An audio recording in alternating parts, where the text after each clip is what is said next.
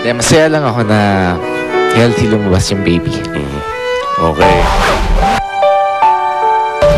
Hindi napigilang maging emosyonal ni Paolo Avellino nang manganak ang nobyang si LJ Reyes nitong July 24, 2010 sa Amerika na wala man lang ito sa tabi ng kanyang mag-ina. Kasing mga papers ni baby, like yung birth certificate niya, yung SS number niya, tsaka yung passport niya, yun, we have to wait for it.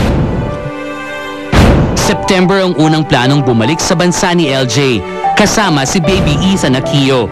Sa mga kondisyong, maayos na ang lahat ng papeles ng bata at hindi manganganib ang kalusugan kung ibiyahe palabas ng Amerika. Sa social networking site na Facebook, madalas magbigay ng update si LJ tungkol kay baby Aki, who is now 2 months old and weighs 11.7 pounds. Magaganap na nga ba ang inaasam ni Paolong reunion kasama ang kanyang mag-ina? Alamin dito sa Star Talk TX.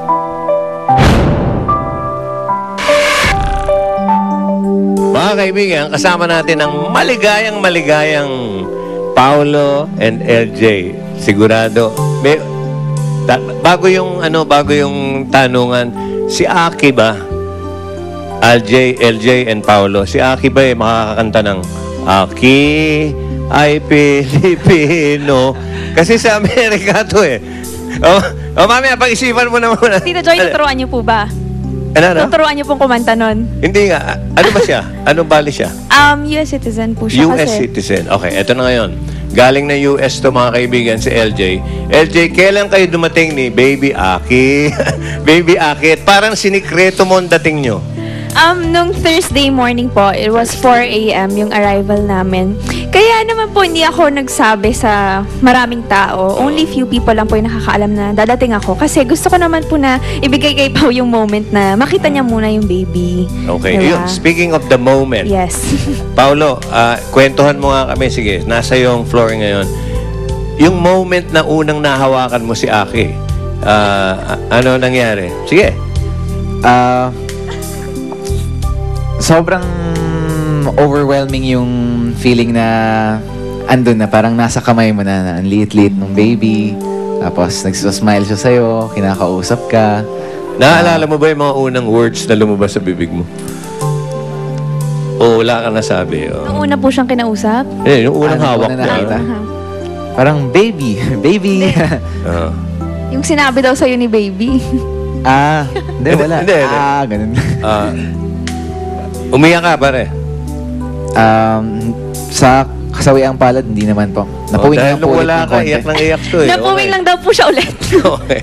Hindi, ito, LJ, nung nanganak ka, nung nagsilang ka na kay Aki, guest namin nga si Paolo dito. Very emotional si pare noon. Umiiyak. Kaya nga tinatanong namin kung umiiyak. Umiyak ba siya uli o ibang iyak nang nakita mo? Hindi ko po alam kung aaminin niya ulit sa atin o hindi. Okay, Pero nung nasa bahay na po kami, nagpapahinga na Okay kami. lang naman yun eh. Oh. Nagpapahinga po kami ni Aki. Tapos ginanon niya ako. Sabi niya sa akin, basta wag na lang. Basta ginanon niya ako. Tapos pagtingin ko sa kanya, parang naluluha-luha na naman siya. Sabi ko, ay naku, napuwing na naman siya. Tulog na lang ako ulit. Masarap ang feeling nung gano'n eh. Buti nga yan eh. Kumusta naman si Baby Aki? Tinitingnan ko kanina ang cute-cute ng baby, mga kaibigan. Titingnan namin kung pakikita namin sa inyo mamaya. Ayan, nakikita nila eh. Nung nagbiyahe ba, hindi nagperwisyo? Kasi long haul yan. Ang behave nga po niya eh. Tapos, paggising siya, minsan nagdadaldal lang siya. Sabi niya, gumagana siya. Gumagana siya. Tapos, iiyak lang siya pagka gutom na siya. Tsaka pag kailangan ko na palitan diapers niya. Pero, sobrang behaved. Yung nga po mga flight attendant, sabi sa akin, ang behave naman ng baby mo. Tsaka yung mga kasama ko sa plane.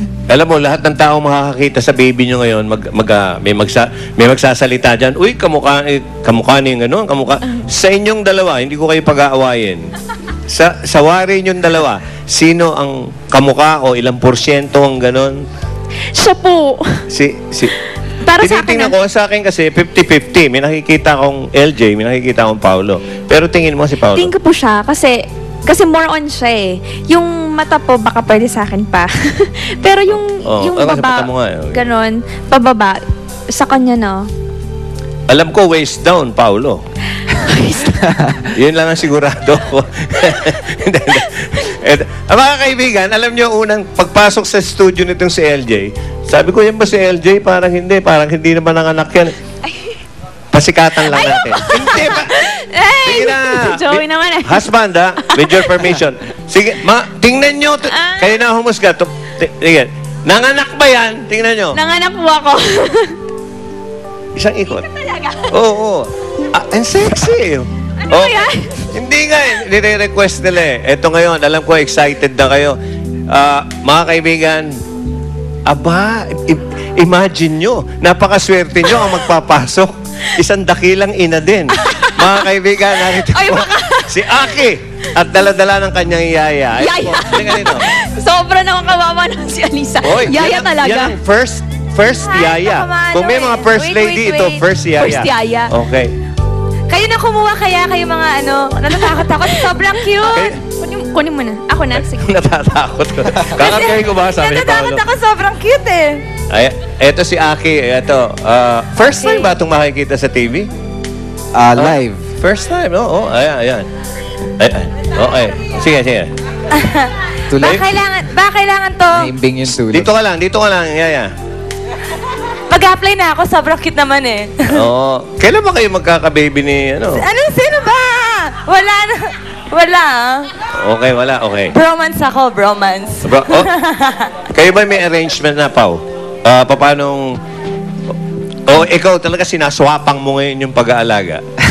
Hindi naman, kung hanggang sa kaya ko pong gawin yung mga pwedeng gawin kay Aki. Ginagawa ko naman po. Ang bait-bait. Opo. Kasi tayo na nakipaglaro na siya eh. Tapos yung magdodo, tulog.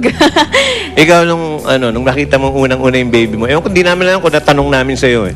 Parang natanong namin, kasi po, yaki ka ba? sobrang pagod na pagod po ako sa kakairik. Natuwa naman po ako, pero parang pagod na pagod po ako. Naiyak na lang ako nung nasa room na Yan kami. ang tatandaan mo, ha? Takot ako. Hindi bali mapagod sa ire. Huwag lang sa halinghing. Tandaan mo yan. Ano daw halinghing? Turuan nyo nga ito. Ano yung humihilig? Ganon? Oo, yung pahinga, pag nagpapahinga. Kailan ang binyag ni Aki eh, Mare? Sa first birthday pa po niya. That would be... Next week, next year. Next Sa year. taon na po May mga listahan na ba kayo? Alam niyo naman, showbiz. Pero sa inyo, meron na kayo mga gusto nyo maging ninong at... Kasi ninong at ninang, hindi lang hupan showbiz. Yung kailangan yun yung kukunin nyo, yung gagabay at tutulong sa anak nyo paglaki, makakatulong. Meron na ba kayong may mga ilan na nasa isip? Ako, may listahan na ako. Sabi ko sa kanya, gumawa na siya ng listahan niya eh. Ako naman, wala po ang listahan, pero memoryado ko po lahat. Wow, talaga. O ikaw, LJ, ano ang pinaplano mo ngayong nandito ka na sa Pinas? Ikaw ba'y may planong bumalik uli sa trabaho natin? Opo, meron naman po. Kasi gustong-gusto ko po talagang yung ginagawa ko. Kaso, syempre, kailangan ko pa pong alagaan si Aki. Kasi parang hindi ka nga nanganak eh. Kayong dalawa, anong plano nyo sa inyong dalawa? Pao? Sa amin, siguro... Dadagdagan na ba? O? Ayoko. Parang pagkakasigaw mo. Ayaw. Alagaan po muna namin na mabuti si bata Aki. pa kayo. Okay. Uy, LJ, mga fans mo, anong mensahe mo? Dahil nandito ka na, baka hindi Oo pa nga naman. po. Maraming salamat kasi nakakausap ko pa rin po sila kahit paano through Twitter, ganyan. And very supportive po sila sa akin. At saka, tinatanong po nila sa akin kailan ako uuwi. Kaso hindi ko nga po masabi. Pero maraming salamat dahil hanggang ngayon sumusuporta pa rin kayo sa akin. And kapag sakaling bumalik na ako sa pag-arte ko, ganyan, tsaka sa pagsayaw, sana nandyan pa rin kayo. Tsaka congratulations nga pala, nag-Best Supporting Actress sa isang category sa Cinemalaya si... Yun, di ba nung wala pa siya? Opo. Okay, congratulations. Thank you Ikaw, po. pare, open mensahe. Yung alam ng bayan, mensahe mo sa mag-ina mo. Yung totoo, yung galing sa puso. Aki, Kamukha kita. Don't worry, kamukha kita.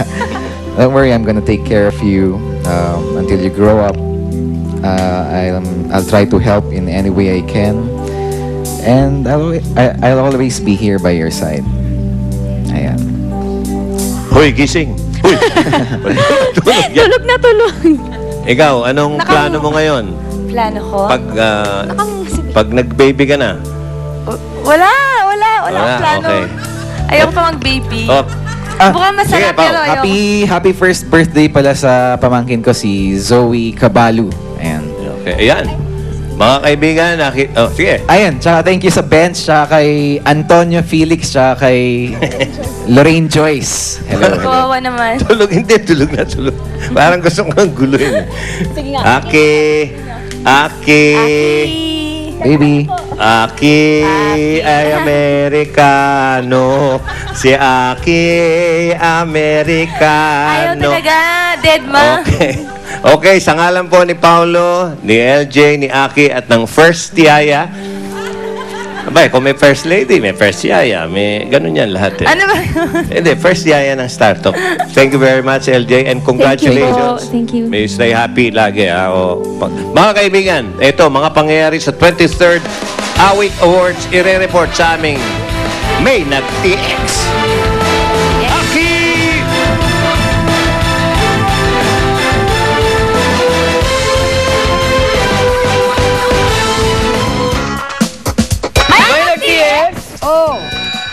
Kakatapos lang ng 23rd Awit Awards.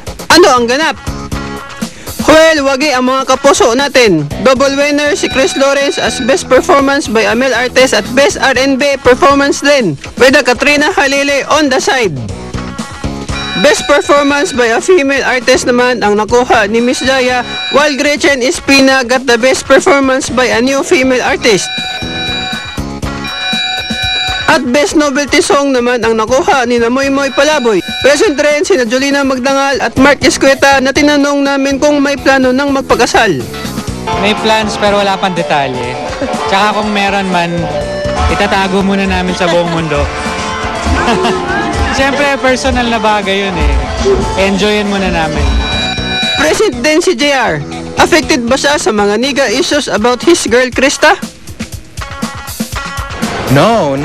Actually, yung mga nega ganyan na medyo, it just comes with the territory, di ba? Parang si Krista ngayon, she's up and coming eh. So maraming mga haters at negative comments about her. Kasi ganun talaga pag successful ang isang tao eh, maraming nagsiselos, di ba? So ganun nangyayari sa kanya ngayon. At si Kian Cipriano ng Kalalili na sumi-second life dahil na aksidente siya ng bongga kamakailan. Dami natanong saan, lasing ka ba noon? O ano ba, nakatulog ka ba? Ganyan. Hindi ako, yun yung parang, yun nga yung parang naiinis ako eh. Alam mo yun, kung nabangga ako noon, tas lasing ako, mas maiintindihan ko yung sarili ko na lasing ako eh, nabangga ako eh. Pero inabot na ako ng bagay. I was driving alone. Tapos inabot ako 2 seconds. Pag-abot ko, pagharap ko, pam, yun na ako. The next thing I knew, muli ko yung bibig ko, tapos basag na yung windshield ko, warat na yung kotse ko sa harap. Wake up call siguro yun, or may purpose kung bakit ako na-aksidente nung gabi na yun. Sa dami ng mga napapabalitang relasyon ng mga kapwa lalaki sa local showbiz, tanggap niya ba ang bromance? A, oo, B, hindi. To vote, just type react space A or B and send it to 4627. And to register, just type react space on and send it to 4627. O ano? TX na! Later pa, totally exciting! Anak na babae ni Manny Pacquiao na si Princess, mala prinsesa sa kanyang kaarawan. Abangan! TX! Na! Totally explosive! Arnel Ignacio at Susugi sa Datsugo, magjowa! Sino naman ang hindi gusto okay lang. At fellow castaway survivors sila Ian Batterson at Aaron Vilena, magjowa rin! As a tandem, pwede. Nakita ko yung Ron niya. TX! Next na! Councilor Alfred Vargas mamamanhikan na sa pamilya ng kanyang girlfriend sa Italy. So informally, hingin natin yung yung permiso, yung blessing. Startup TX!